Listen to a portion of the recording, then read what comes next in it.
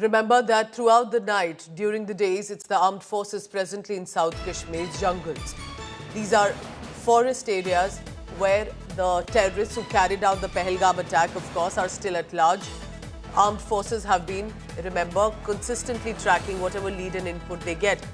There was, in fact, we're also told, a near, where the terror hunt that was presently on, it was a near miss as well.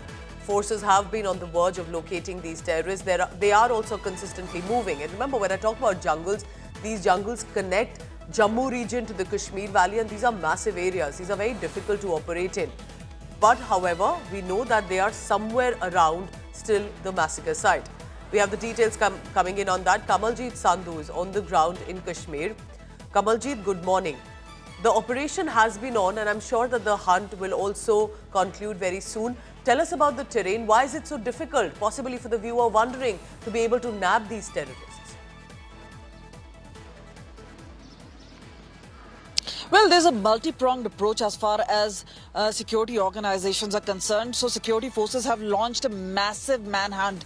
But what is important and significant is that these mountains are actually connected. Now, let's have a look at the area right behind us. You can see the mountains. These are folding mountains and they are connected. So 20 kilometers from this particular area, the terrorists were first spotted. And we've been told because the operations and coordinate search operations called the CASO are being operated from in different areas. So that is where the security forces did manage to close in, and at least there was twice an exchange of fire. But security officials also say this is preliminary, and they're still working on the operation. Until they hunt them down, they're not willing to really come on record. But clearly, these entire range of mountains are being scouted. For instance, the information first coming in was that from Kokarnag towards Pahalgam, that is where they trekked down, these terrorists trekked down towards Baisaran Valley, and that is just right behind me. But yes, this is where things really got tough, because remember, this is like finding a needle in a haystack. The security forces also believe that they are not actually operating out of mobile phones, because that usually is a dead giveaway of location. So this is where multi-pronged approach is doing. They are also doing busting of hideouts. They are also interrogating overground workers, 1,500 of them. So a whole lot of eyewitnesses are being spoken to, and they've also announced a 20 lakh rupees cash reward for anybody giving vital information regarding terrorists. And sources tell us that thousands of phone calls and information has been coming in to the PCR and to the helpline numbers talking about the information that they are, but they have to look at the credible input. They said, we don't neglect any information which is coming in. We're getting plethora of it. But yes, to pinpoint specifically and identify where these are, they're also scouting not just the mountains, but also looking for information from the outside, particularly the people who can give vital information. In the past few years, we've seen how people of Kashmir have actually sounded out to security forces if they spot movement of terrorists. Jeet is making a very important point, and I want to reiterate on that. Remember, a lot of work had been done in the Kashmir Valley, without a doubt, in the next 5 years, in the last 5 years, specifically when it came to not just tourism, but to understand, to de-radicalize, to bring people into the mainstream. And that's why you see protests from Kashmiris as much against Pakistan, and that they are not willing to support Pakistan-sponsored terrorism anymore. Eventually, it will be, remember, the people of Kashmir who will have to come forth and stand together to ensure that while there was this normalcy returning, peace returning, children continued to go to school, there were no curfew days and nights.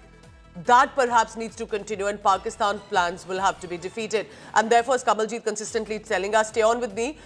Remember, there is a symbolic message also that's being sent out, that these terrorists, these men can join Lashkar-e-Taiba, Jaish-e-Mohammed or their proxy outfits like the resistance front, so to say. But that does not mean that they can continue to have their properties back home in the valley while massacres of Indians are happening. And that is one of the reasons that there have been one after another active terrorist properties are being demolished and bombed. It's a message being sent out that the government, the establishment and the security forces will also do all symbolic measures apart from the encounters to ensure that the terrorists know that India's kindness cannot be misused as well. This is right now what is happening as Kamaljeet continues to bring forth. Kamaljeet, if you can still hear me, tell me right about the situation on the ground, because there are these the hideouts that are being looked at, but also houses that are being demolished of the active terrorists on the radar. They are in the dossier of the agencies with regard to these active terrorists. What else do you think, like you're telling us about the multi-pronged approach that the agencies and security forces are ensuring? Also stay on with me. India Today's managing editor Gaurav Sawant is joining me on the phone line for the latest on that. Gaurav, good morning. On one side, active terrorist houses being blown up. Then there is, of course, the main manhunt for the terrorists. It's been a few days. What do you think precisely is on agenda for the government, for the forces to ensure that these terrorists are nabbed? So right now it's a multi-pronged strategy from what sources are telling India Today. They want to ensure that the flanks are cleared before an offensive is mounted or certain action is taken. Now, to clear the flanks, the terrorists, the overground workers, the supporters, the bases, the support bases, the logistics, all of that is being sorted out initially. That's being neutralized. From what sources are telling India Today, there is a certain bit of information about the movement of those who carried out the attack and those who helped them move. Move around for several days, including those who shielded them. They're not just in forests, but they are beyond certain area, and certain logistics have been provided. Based on certain inputs, they're moving forward towards that. Meanwhile, there are also reports of widening of the situation along the line of control in terms of ceasefire violations by Pakistan. Remember, there's a ceasefire in place since 2021. But even south of Pir Panjal, there are some reports. And today is the fourth day. On day 4, there have been, in panic, Pakistanis have opened fire. Of course, with small arms, it could well be probe fire that they resorted to. But the moment they opened fire, India has responded at various points. So perhaps the Pakistanis suspect there could be, they may fear a surgical strike. And that is why whenever they hear any sound, they're opening fire. There are reports of movement of men and material on the Pakistani side to shore up their defenses, is what sources are telling India Today, Pooja. What do you think happens here on? Because so much work was done, efforts were put in to bring a change, transformation. People of Kashmir also welcomed it, were becoming a part of it, and then this happened. So Pakistan has been able to, in many ways, disturb that peace, disturb that normalcy, and the government claims of normalcy. How do you think then here India needs to go ahead when it comes to spreading awareness around the world, but also taking action against Pakistan? So the top priority is to sort Pakistan state-sponsored radical Islamist terror. Kashmir can never, as you know better, and can never be sorted out and be peaceful till the time Pakistan continues to hold a terror tap and open it whenever a Pakistani army chief may want an extension or may want additional medals. We've seen this with Musharraf, we've seen this from Zia, we've seen this from several Pakistani generals, and now we're seeing it with Asim Munir, whose tenure runs out in October, and he wants an extension, so he thinks he can resort to a terror strike in India and remain in power for longer.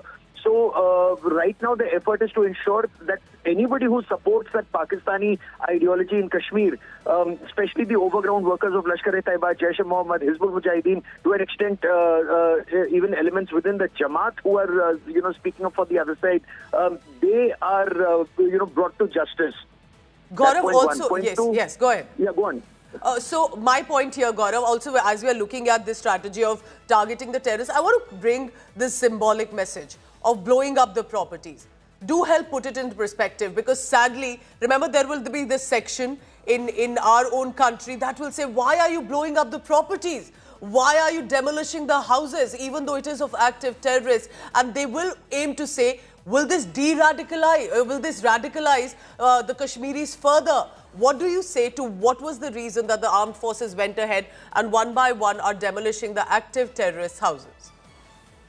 Well, the Kashmiri society knows better. The Kashmiri society is well aware that their future lies not with radical Islamist terrorists, but with a peaceful India. Their own progress and the progress of their future generations lies with education, with jobs, and not with a radical Islamic state sponsor of terror. And those who don't, will have to be dealt with according to the law of this land and not according to any other law, either of another land or of the jungle. So anybody who supports the Pakistani ideology will perhaps be dealt with accordingly as per law. Point one. Point two, if 3 crore tourists come to Jammu and Kashmir, and if each were to spend even 10,000 or 20,000 rupees, where is that money going? It's going to the people of Jammu and Kashmir.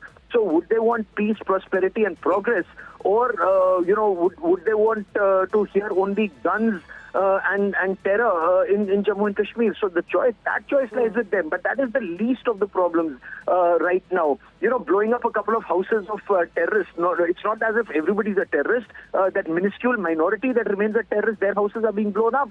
And that's a Correct. message that's going out. You should not spread terror. And anyways, we cannot look.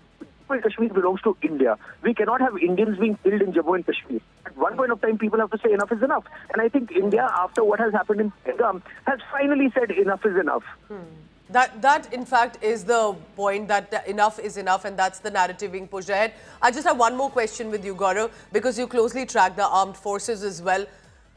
To the Indian possibly wondering, why haven't we immediately retaliated in military tone and we have taken diplomatic measures? Do you think it's because India would rather have that option on its own choosing of time and place rather than when Pakistan expects it? You're absolutely right. The aim is to deter Pakistan from using terror as an instrument of state policy. Pakistan would have war gained. Pakistan has also seen how India upped the ante. After Uri, there was a surgical strike. After Pulwama, there was a Balakot airstrike. Now, despite that, when Pakistan did terror of this nature in Pahalgam, so they knew either there would be a surgical strike in 10 days like it was last time, or an airstrike in 12 days like it was last time. So, for the next 10-15 days, they'll be extremely alert. But then their radars also, which are all working on full op alert right now. Their fighter jets that are flying combat air patrols constantly right now. Their AWACS that's permanently up in the air right now. So they're anticipating India's response. And if India were to respond right now, you never respond in rage. Armies never respond to rage, and when they do, there are consequences. So India knows there is a strategy, and that strategy is to let Pakistan sweat it out. Let Pakistan sweat it out right now. The bigger blow that's already been dealt to Pakistan is the Indus Waters Treaty being held in abeyance. Now Pakistan will not know when there would be a flood and when there would be a drought. We'll hold water when we want to. We'll release water when we want to. Let Pakistan live in that nervousness. That state of nervousness should be Pakistan's permanent state of mind.